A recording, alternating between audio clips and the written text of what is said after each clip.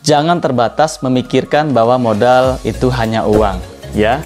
Modal tidak hanya uang, apa yang Anda miliki bisa jadi modal. Misalkan contoh, Anda punya handphone yang ada paket datanya, itu sudah bisa menjadi sebuah modal bisnis.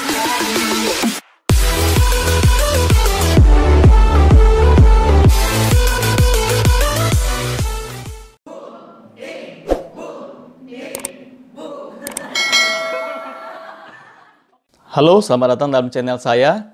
Banyak sekali yang bertanya, bagaimana sih caranya mendapatkan sebuah modal untuk menjalankan usaha? Teman-teman, sekali lagi saya ingatkan bahwa jangan terbatas memikirkan bahwa modal itu hanya uang, ya. Modal tidak hanya uang, apa yang Anda miliki bisa jadi modal. Misalkan contoh, Anda punya handphone yang ada paket datanya, itu sudah bisa menjadi sebuah modal bisnis. Caranya gampang, temui saja, ini contoh cara, temui saja misalkan produsen produk yang produknya laris, yang harganya mungkin terjangkau, yang repeat ordernya cepat, kemudian tawarkan Anda jadi reseller. Nah, Anda bisa foto produknya, kemudian dengan paket data yang Anda miliki, Anda share di semua media sosial Anda. Jika ada pembelian, Anda tinggal datang ke produsen tersebut, ambil barangnya, lalu kemudian bayar setelah uangnya Anda terima. Itu contoh sederhana modal bisnis. Contoh yang lain, misalkan Anda misalnya punya kemampuan bahasa asing yang bagus. Itu juga sudah modal bisnis. Caranya, gampang saja, Anda jadi seorang penerjemah bahasa asing ke bahasa Indonesia. Atau contoh lainnya, Anda misalkan bisa menggambar karikatur. Itu juga sudah modal bisnis. Caranya, Anda gambar karikatur, upload di media sosial Anda, tawarkan jasanya. Rata-rata kalau Anda pengen memulai bisnis tanpa modal, mulailah dari bisnis yang Anda kuasai kemampuannya dan itu bersifat jasa.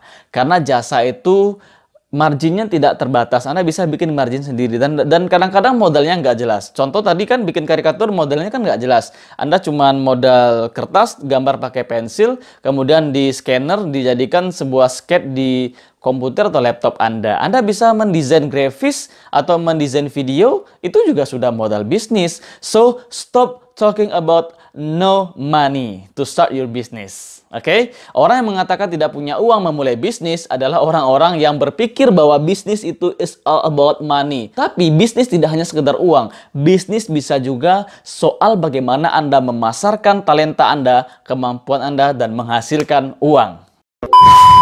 Teman-teman yang berbahagia, oke, itu kan kalau kita mulai bisnis dari hobi. So, bagaimana kalau kita nggak mau mengembangkan hobi kita? Kalau kita mau berbisnis yang benar-benar langsung totality, besar, bagus, dan berkembang. Begitu ya, Anda butuh modal ya. Oke, simak video ini dan semoga bermanfaat. Yang pertama adalah yang bisa Anda lakukan untuk mendapatkan modal atau cash modal untuk usaha Anda, yaitu dengan cara Anda menjual aset. Itu yang saya anjurkan. Yang pertama sekali adalah yang Anda lakukan, jual aset. Anda punya emas, jual. Anda punya motor, jual. Anda punya mobil, jual. Anda punya rumah, kalau mau, jual gitu ya. Kalau Anda yakin bisnis ini mampu mengembalikan aset yang Anda jual tadi dalam waktu 1 atau 2 tahun ke depan. Menunda kesenangan untuk kesenangan yang lebih besar itu tidak ada masalah. Daripada Anda menderita di atas kesenangan yang semu, begitu ya. Oke teman-teman, kenapa saya tawarkan menjual aset bukan menggadai aset atau melisingkan aset Anda? Karena begini loh, dalam prinsip bisnis, kalau Anda misalkan baru memulai bisnis, tapi kalau Anda sudah dibebankan cicilan dan bunga yang besar di awal bulan pertama Anda menjalankan bisnis, itu stresnya luar biasa. Apalagi jika omset bulan pertama itu tidak sesuai target Anda, maka yang wajib Anda keluarkan adalah pokok pinjaman, bunga pinjaman ya. Oleh karena itu kami tidak menganjurkan Anda menggadai, menyekolahkan BPKB dan sebagainya untuk dijadikan modal bisnis. Itu tidak bagus dan tidak menarik. Jika bisnis Anda gagal, Anda kehilangan dua hal ya. Pertama, Anda kehilangan bisnis, dan yang kedua Anda kehilangan aset Anda dengan cara yang tidak enak gitu ya, dan Anda kehilangan cash. Tapi kalau Anda jual murni, Anda bisa kelola uang itu mungkin seperempatnya untuk bisnis, seperempatnya kemudian untuk sewa tempat tinggal lagi, misalkan gitu ya. Kemudian seperempatnya lagi untuk cadangan dana kehidupan Anda 1-2 tahun ke depan, dan seperempatnya lagi untuk talangan bisnis jika bisnis Anda rugi, atau investasi lainnya. So, teman-teman, yang pertama mulai dari jual aset ya. Mulai dari jual aset, apa yang Anda miliki, jual, jadikan modal bisnis. Oke. Yang kedua, Anda bisa berhutang. Kata siapa berhutang tidak boleh? Berhutang boleh, tapi yang tidak dianjurkan adalah berhutang kepada pihak yang menuntut Anda membayar bunga dan juga membayar pokok bersamaan ataupun tidak bersamaan itu selama pinjaman Anda berjalan berjangka waktu. Kenapa? Karena memang saya sebagai muslim dan Anda yang juga beragama Islam, kita tahu bahwa berhutang kemudian dikenakan bunga itu hukumnya adalah riba ya. Riba itu hukumnya dalam Islam haram. Tapi bagi teman-teman yang memiliki keyakinan lain, ini tidak merupakan paksaan ya. Ini berupa informasi saja bahwa itu haram. Dari segi agama Islam itu haram. Dan yang kedua juga memberatkan. Kenapa memberatkan? Tadi sudah saya jelaskan sebelumnya bahwa memikirkan cicilan, lalu kemudian juga memikirkan bunga di waktu yang bersamaan itu sangat berat. Apalagi Anda baru pemula dalam bisnis ya. So, berhutang yang dibolehkan seperti apa? Ya, berhutang yang Anda berhutang sejumlah 10, bayarnya hanya 10. Walaupun dicicil setiap bulan selama 10 bulan, itu tidak masalah. Itu sesuai syariah juga. Maka, insya Allah tidak ada ribanya di situ ya. Tapi kalau ada orang yang mau seperti itu, rata-rata orang kan nggak mau meminjamkan uangnya kalau nggak ada manfaat yang dia terima. So, kita akan bahas yang ketiga, bagaimana mendapatkan modal orang lain dan orang lain yang memberikan modal tersebut pun dia senang hati menaruh uangnya di usaha Anda. Yang ketiga adalah menawarkan investasi dengan pembagian hasil yang sesuai.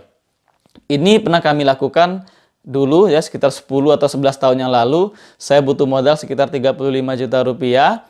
Lalu kemudian saya tawarkan investasi ini kepada beberapa orang dengan sistem bagi hasil. Dan walhasil mereka semua tertarik, kami tawarkan dan alhamdulillah deal, jalan bisnisnya dan modal mereka kembali. Tapi memang waktu itu kalau saya tidak salah usahanya tidak untung besar sehingga mereka juga tidak mendapatkan keuntungan yang terlalu besar. Tapi yang penting intinya semua modal mereka sudah kembali. Jadi menawarkan investasi, kemudian menawarkan bagi hasil atas investasi bisnis yang Anda kelola tersebut ya. Kemudian yang keempat, ini cara yang paling ampuh yang kami lakukan dan yang paling mudah, dan ini tidak memberatkan orang. Kalau investasi itu kan biasanya sifatnya 1 atau 2 orang. Kalau Anda butuh 35 juta untuk 3 orang, berarti kan per orangnya 10 sampai 12.500.000 rupiah. Dan itu cukup besar sekali mungkin barangkali. Nah, yang keempat cara yang kami lakukan dan ini berhasil membuat kami punya 4 cabang bimbel waktu itu, yaitunya patungan bisnis ya. Kami menawarkan konsep bisnis yang seperti ini, lalu kemudian kami tawarkan patungan. Misalkan kita butuh modal 100 juta nih. Misalkan kita butuh modal 100 juta, maka kita pecah per 1 jutanya 1 lembar saham. Jadi kita tawarkan saham dan kita sebagai pengelola, mereka sebagai pemilik saham ya.